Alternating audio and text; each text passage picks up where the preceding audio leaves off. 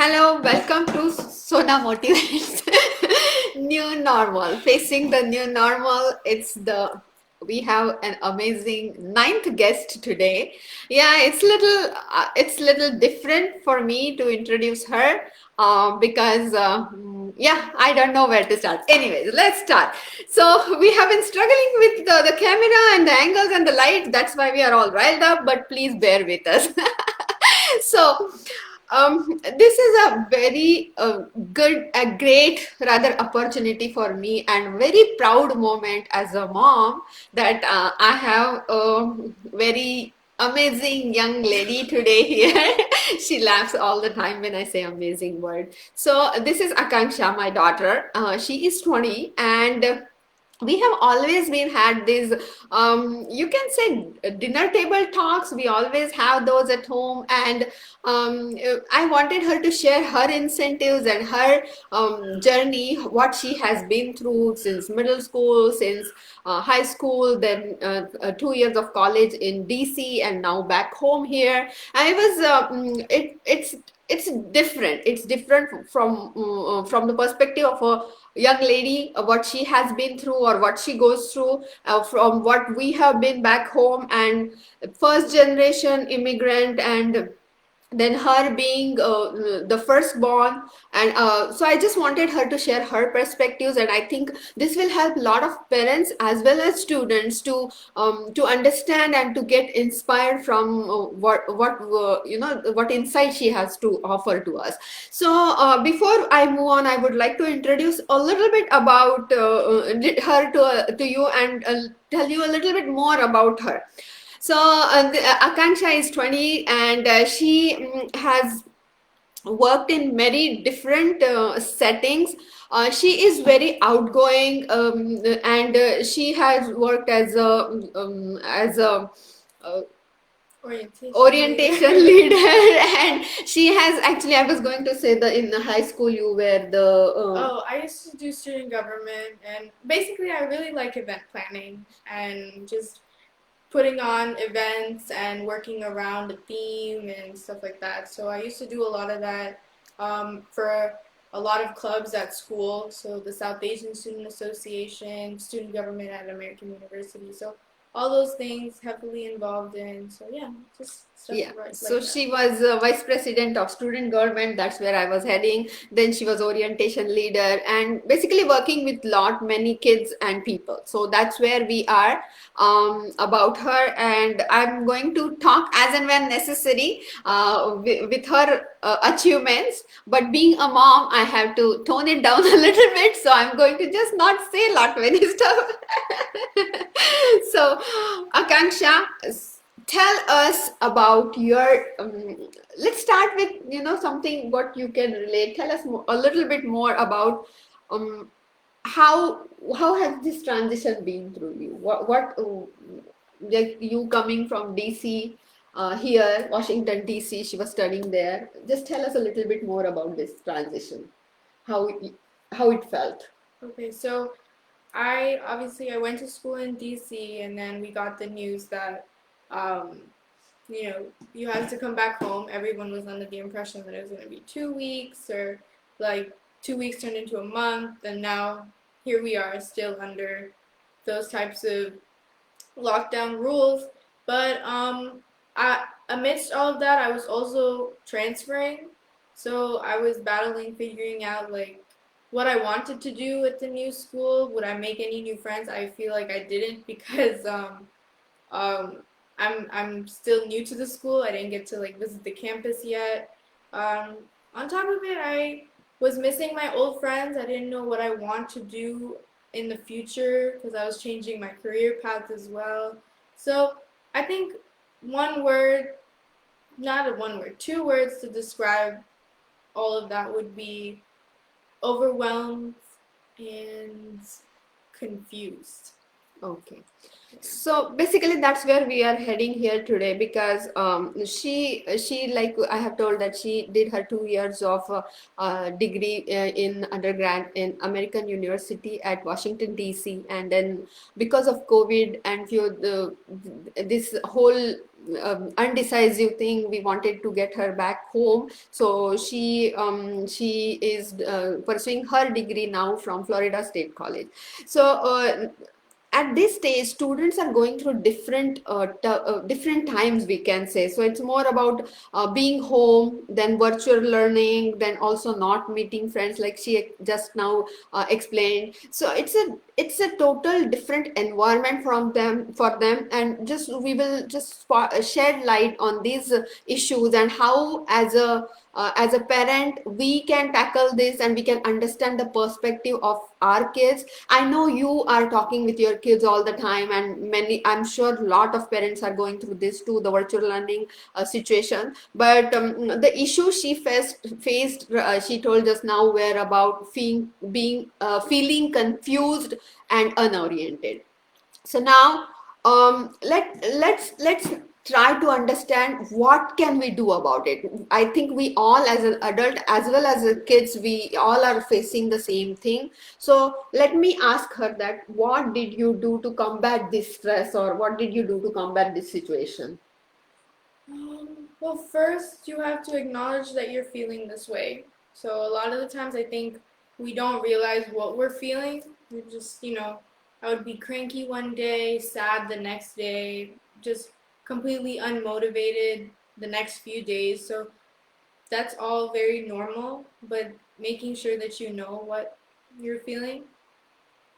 And then the next step, which is I think the hardest step, is to do something about it, like actively change that. So I know that I was coming back, right, and I would be spending a lot of time at home.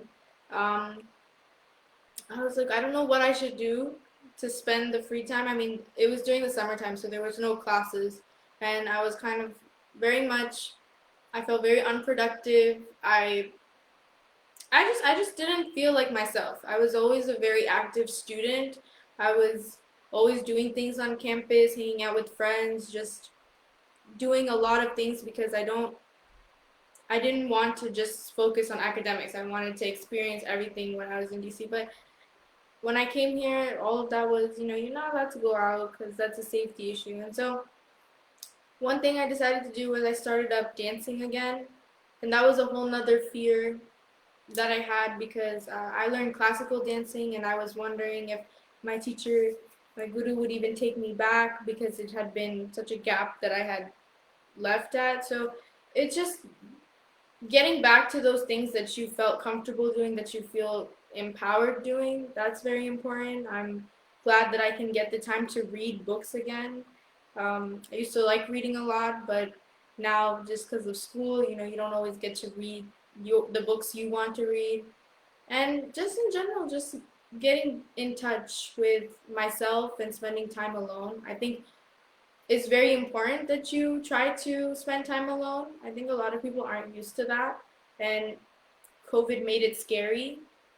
Um, but if you have that in you to be okay with just being by yourself, that's very important. That's a good sign of independence, I think. Yeah.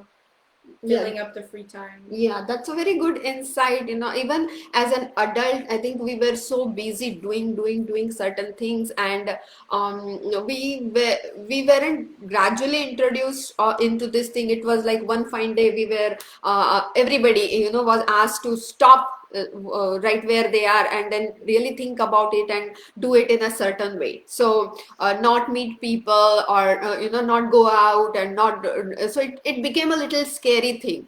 And I think the same thing reflected what we felt on the kids too. And it doesn't matter, kids in the sense, all age children, including elementary, middle schoolers, high schoolers, and of course the young adults too, that they didn't feel this comfortable coming up, because it wasn't gradual. It was like one fine day we are asking them to shut down all the activities. So being a parent, we could see her feeling this way, and it was so hard, because it was very you can say it was very depressing as such to see your kids go through it. And as a parent, you will definitely relate to me that it's always the hardest thing when you see your kids going through something and you are not able to help.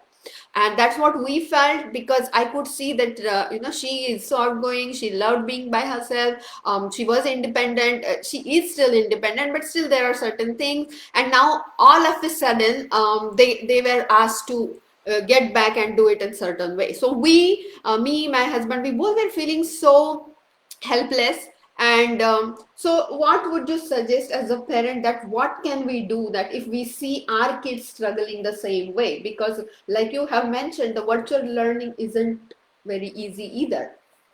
No, I personally don't like virtual learning because it's not the best way I learn.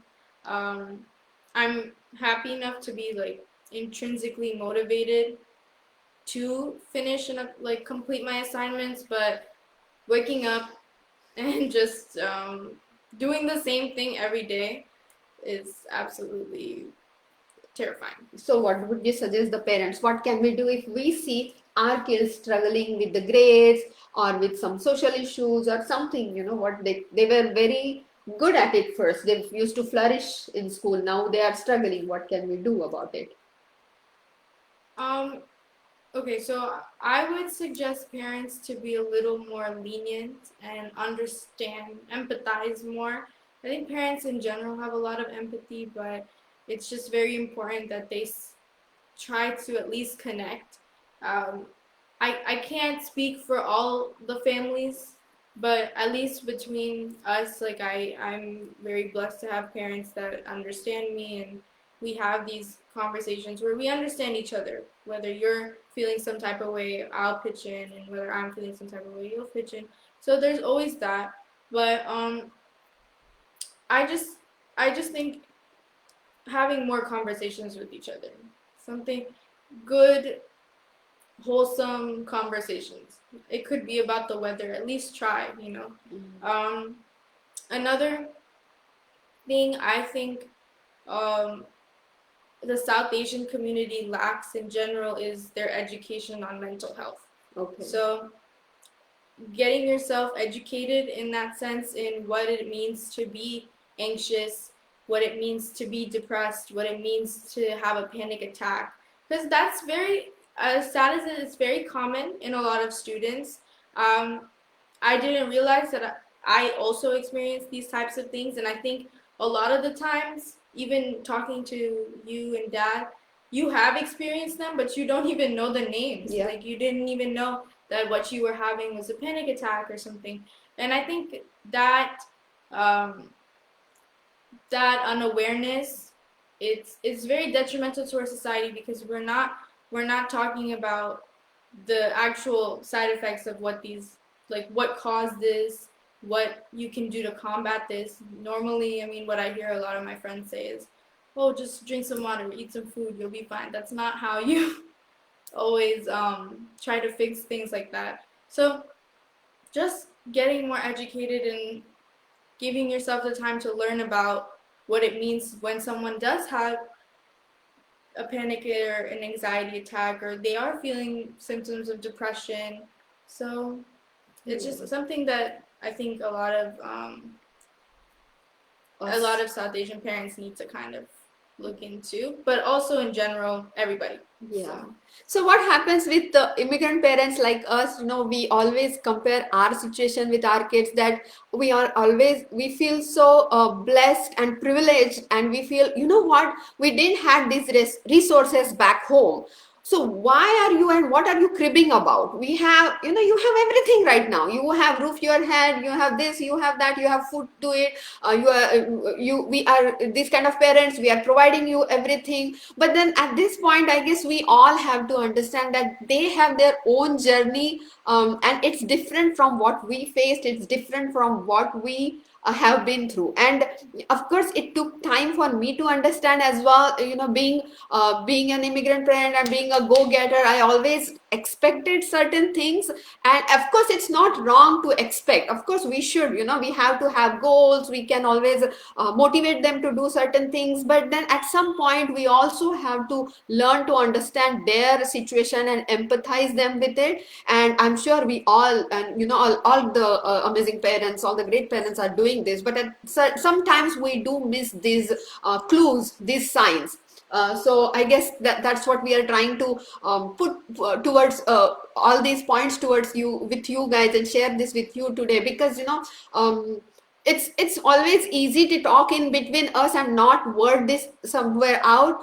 It is equally uncomfortable for both of us to do this in front of camera, believe me. And at least I face the camera every week for certain reasons, for my business and of course for the motivational opportunities. But she doesn't like to be in front of camera. She has always been the one who is organizing behind the scene, like her dad. He loves to be behind the camera and do the same thing, and she's that way. But thank you very much, for doing this. I know how uncomfortable you are, but you are doing a good job, and I'm very proud of you. But I do want to share one more thing, or ask her more about, now we know what as a parent we can do, but we also want you to share some insight that what kids can do differently if they are feeling certain way. If see, as a parent we can always come and ask, how, that's our question: how school, how study, how our friends. So you tell us what can we ask differently that kids feel connected, and please advise some things for kids as well, how they can approach their parents in a different way. I would say, for me, when I'm speaking to just even my friends or even you ask specific questions. Don't ask open-ended questions where the answer could be yes, no, good, bad. Okay. You want to ask, hey, are you learning biology in school? Is there a topic in biology that you're interested in? Because that you'll remember that you had that conversation. Next time you bring it up, it'll also be important to the both of you to be like, oh, like I can't believe you remembered that in that I like this topic in biology. It's a very surface level topic, the surface level question, but it's a starter. You want to ask specific questions. If your kid likes sports, ask them about their favorite team. Like, oh, how's the team doing? Is there any games coming up soon? I mean, something to connect on. Not, um, honestly, I know that among college students we hate being asked how's school because we don't like it. So, and Yeah. I'm pretty sure I do that too to my younger cousins where I'm like, oh, how's school? And I give myself a, oh, they don't want to hear, Yeah, they that's don't want to talk actually, about it. that's I think just a gesture. Oh, how's everything? But Yeah. okay, so maybe that's what she meant, that ask open-ended question instead of close-ended. So instead of saying yes or no kind of question, maybe we can ask something specific. So that can help as well. And we always have this, great topics to talk when we are on the dinner table. Believe me, there is so much to talk. But just one thing I would still like her to talk about is the bullying issue. We feel that these things are gone or they don't happen, but both my kids have faced some kind of bullying at some point, and I guess as a human being we all have faced this at some point. We have felt that we are being bullied, and so she has her own journey of this bullying, and she had her own struggle of body image and everything. And she let me ask her more about this. Would you like to shed some light on this topic about bullying and how bullies are, what they feel? Bullies are different. They're not what you see in the movies all the time, where like you're getting beat up or whatever. That's not, or like shoved into a locker. I haven't seen that, but I think what's important is a lot of the times you highlight so much of the stuff you already feel inferior about yourself that when someone says it out loud, it becomes very prominent to you, and that's what you see as bullying, right? So, like, let's say you don't like something about you, and I'll be like, oh, I don't like that about you. Then I become a bully because you also don't like that thing about Yeah, you. okay. So, um, well, that usually has to do with a lot of like working on yourself. Mm-hmm. So, I mean, there are just a lot of incidents. They're not necessarily bullying incidents, but incidents where I realize, you know what, maybe I look a little different. I am a little what's how to it's it's very hard to talk Articulated it. articulate the feelings that I have against this. But basically, what you I would ask kids to do is don't internalize Mm-hmm. topics like that. And it's easier said than done, because I agree. But I think the first thing is to be like, okay, that person made a comment about me about something that I also don't like about myself. Maybe I should work on that on myself. So that person can say whatever, but there's something you always need to work on yourself with. I think the best way is to fix it within you. So once you're strong about it, then Nobody the world can say whatever. So growing up, whenever they had gone through this, I would always say that those who bully or those who say bad stuff to you, they are troubled souls. So look at them as a troubled being, because the happy person doesn't go and hurt someone out, right? They are happy, so they just share the happiness. And I tried to explain that to them, but of course when they are young, it's always hard to explain or go through. So everybody has their own journey. Many of them have to go through what they have to go through regardless. So they my son and herself, they both have to had their own share of having those kind of experiences, but I am really glad the way they have shaped up with this. So not everything is there to be affected, taking it mentally or a mental health, but yes, we have to raise awareness in our society about these mental issues. The most important reason why I asked her to help me out here with this topic, because I couldn't find anyone to relay this to you all, that at this point we all are trying, and many of us are also pretending to be that everything is normal, this is normal, but we all at somewhere deep down in our mind know that this isn't normal. Man is a social animal. We are here, we love being social, not necessarily we'll party every weekend, but we love to go outside without caring about the mask, without being near any other person. I'm a person who will always shake hands, hug and talk and be in the vicinity. I cannot stand long far distant and then say hello from here. That's I the can. yeah, that's the difference between us. But that's what I'm saying. We are not born that way, or we are not that kind of beings, but we have to be careful with this. And this somewhere have affected many of us mentally. Not we all are not agreeing it. We might not even know it or not mindful enough about it. But yes, it has affected everywhere. Everyone a little bit at least, and especially with kids, with so many of my friends and my even my relatives back home here, I have seen that the kids, middle schoolers, high school, and especially the young adults from the college, they are suffering about it a lot. They might not went out to you, they might not tell you, but this virtual learning thing, not meeting their friends or not doing things what they used to do, just going for a game, playing games or sports with their friends, they have missing this a lot. And I just wanted to vent this out and put it out there. You know what, when we say when we are doing this, or when we say as a society we should come together, really at this point we have to be together. If you have any of the solutions about this, please post your comments here, let us know what you are doing differently, so even we can do it. Or that's why I wanted Akanksha to come and talk about it, that then she explored that she can go back to the her classic Indian classical learning again, and her teacher was gracious enough to understand this and take her back. And there are so many others. She started reading. My son, he started going to the gym regularly, so they are trying to cope up with this differently.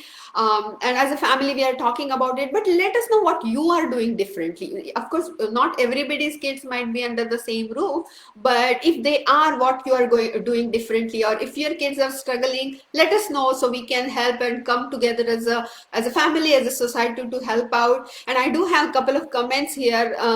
Chroma is saying such an important topic, thanks for sharing. Thanks Chroma, it means a lot to us, because like I said, it wasn't easy for us either to be this vulnerable and come come out like this and talk. And Arlene is complimenting Akanksha. Thank you, Arlene, for saying her beautiful. And Arlene liked this topic also. So Arlene, I know you have two kids as well, and you have a daughter also. Please share your insights about this. And any one of you, if you have been through something like this or are struggling, let us know, comment. And if you have any more questions for Akanksha or myself, post those comments here in the questions in the comment section, and we'll try to answer them later. Thank you very much for joining us today. This is a very important topic, and also a great moment for us, and a pride moment for me for introducing my daughter Akanksha here. And just before leaving, one quick last question to her, that what is your insight for just one thing, what would you like to share with our viewers today, the take home thing, what just one thing. Um, in your daily Routine. when in your daily routine, um, no, I don't. There's a lot I want to share, but no. One thing I think I tend to do, that I need to learn to do better, is to go with the flow. Perfect. Is to not resist The change. and is like any cliche line is easier said than done.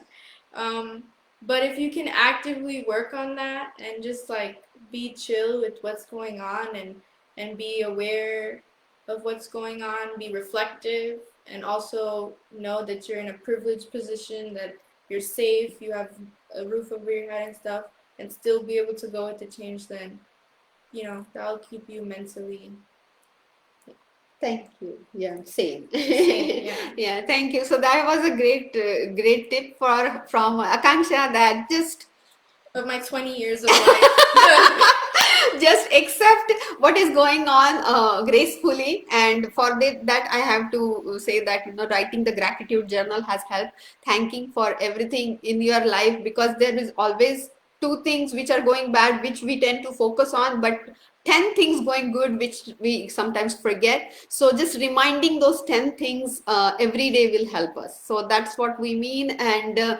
I hope you like our talk today. Thank you very much. Thank you for being late and a little bit woozy in the at the first, but we tried. Thank you very much, guys, for joining. Please share this video, like, comment, and let us know anything more you would like to ask, and any more interesting topic like this. Thank you, and have a blessed day.